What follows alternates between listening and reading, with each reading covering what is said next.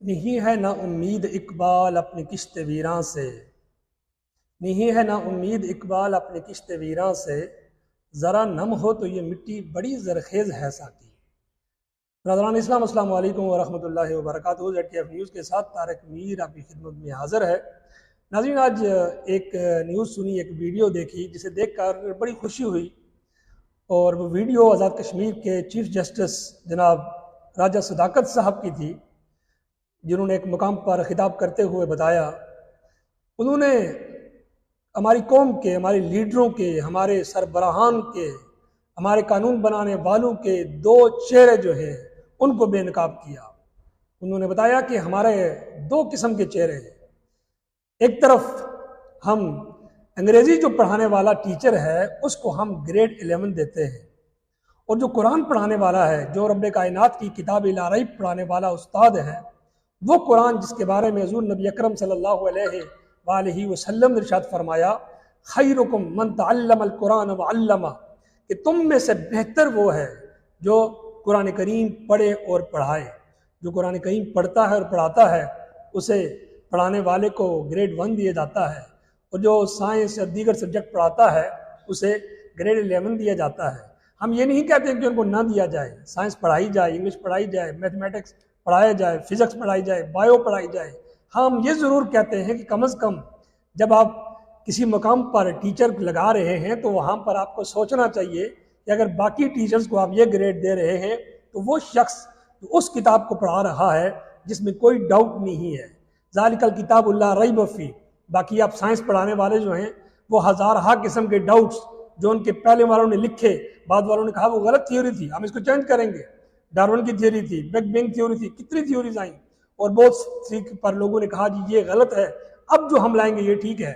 लेकिन जो कुरान पढ़ाने वाला है वो तो पहले दिन ये लेसन देता है, ज़ालिकल किताबुल्ला रैब फी, that is a book there is no any doubt, इसमें तो कोई डाउट नहीं है। तो अब गिरामी कदर चीफ जस्टिस साहब ने बड़ी खूबसूरत बात की, यकीन जाने मेरा दिल बाग बाग हो गया।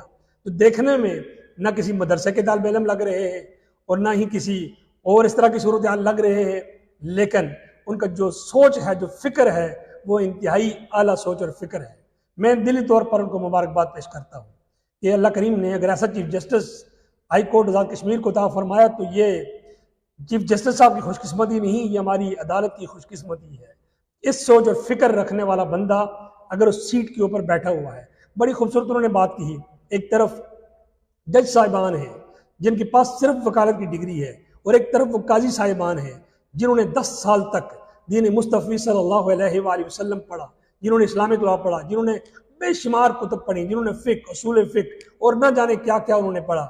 और उनके मुकाबले में जो दूसरा जज बैठता है जो सिर्फ वकील होता है, वहाँ से वो आगे आता है, उसको जो ग्रेड दिया जाता है इनके मुकाबले में ऊपर वाला दिया जाता है।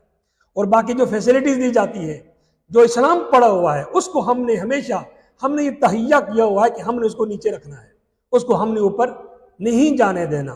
हालांकि हम दावा तो ये करते हैं कि हम जो पाकिस्तान बनाया गया ये तो इस्लाम के लिए बनाया गया, ये इस्लाम की तजर्बागाह के तौर पर बनाया गया कि हम यहाँ पर इस्लाम का सिस्टम राइज करेंगे। क्या यही सिस्टम राइज हो रहा है कि जो इस्लाम जो पढ़ा हुआ है, हमने हमेशा कोशिश की, हमारे हुक्मरानों ने इस तबके को नीचे दबा कर रखे, इसको अपने बराबर जो है वो न आने दें, इसको अपने बराबर न बैठने दें। अब गिरामी कदर मैं एक बार फिर चीफ जस्टिस साहब को मुबारकबाद पेश करता हूँ कि जिन्होंने मुअल्लिमीन कुरान के हवाले से जो इनिशिएटिव लिया ये इंतहाई खूबसूरत है, इसलिए कि मुअल्लिम कुरान जो अल्लाह तबारक व तआला की किताब पढ़ाता है, इसके बारे में मेरे करीम आका सल्लल्लाहु अलैहि वसल्लम तो ये भी फरमाया, इन्नल्लाह व मलाइकतहु यखलुस समावाति वल अर्द हत्ता नमलत फी जुहरिहा वल हूता ला युसल्लूना अला मुअल्लिमिन नासिल खैरा, कि बेशक अल्लाह ताला उसके फरिश्ते हत्ता कि मछलियाँ पानी की तहों में और चिमटियाँ अपने बिलों के अंदर ये मुअल्लिमिन नास के लिए भलाई की दुआ करती है। क्या वो मुअल्लिमिन नास का जब हम जिक्र करें तो क्या वो मुअल्लिमिन नास कुरान का मुअल्लिम नहीं होगा? बाकी सारे मुअल्लिमीन को ये फैसिलिटी अगर हम दें तो क्या उसमें मुअल्लिम कुरान नहीं आएगा? लेकिन बदकिस्मती से पहले तो शुरू में तो जो हमारे ये मकतब मदारस थे उसमें तो सिर्फ 200-300 बेचारों को अरसा हज़रात तक सैलरी दी जाती रही, फिर हुकूमत ने मेहरबानी की तो उनको ग्रेड 1 दे दिया गया, और शर्म भी नहीं आई। एक तरफ बाकी सब्जेक्ट वालों को तो हम ग्रेड जो है वो 11 दे रहे हैं और ऊपर दे रहे हैं, और यहाँ पे जिसको आप लगा रहे हैं उसको आप ग्रेड 1 दे रहे हैं। हम ये भी ज़रूर कहेंगे कि जब आप किसी को लगाएं तो उसकी एबिलिटी ज़रूर चेक करें। यह नहीं कि किसी के पास तजवीद की सनद है, हिफ्ज़ की सनद उसको लगाएं, नहीं, ज़रूर देखें, उसकी पड़ताल ज़रूर करें। भले उसको आप PSC में लेकर जाएं, जहाँ जहाँ बाकी सब्जेक्ट जाते हैं वहाँ लेकर जाएं, लेकिन इनको मयार वही दें जो मयार आप बाकी सब्जेक्ट्स को देते हैं। इसलिए कि यही वो किताब है जो कायनात को तब्दील करने वाली है। यही वो किताब है जिसने उन लोगों को तब्दील कर दिया जिनको लोग अपना गुलाम भी नहीं बनाते थे।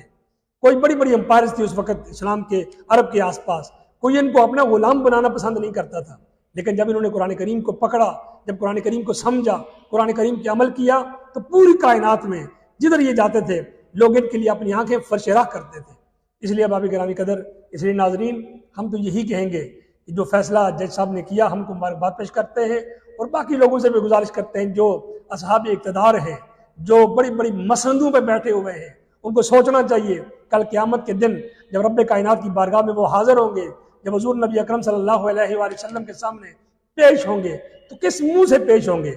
इनकी फैसिलिटीज़, इनको जो सहूलियात दी जाती हैं, उनकी सहूलियात का अगर जिक्र करेंगे तो अल्लाह के नबी के से पूछेंगे नहीं कि तुमने मेरे कुरान के साथ क्या किया, तुमने मेरे इस्लाम के साथ क्या किया, तो यकीनन ये तमाम के तमाम सवालात के जवाब आपको देने पड़ेंगे।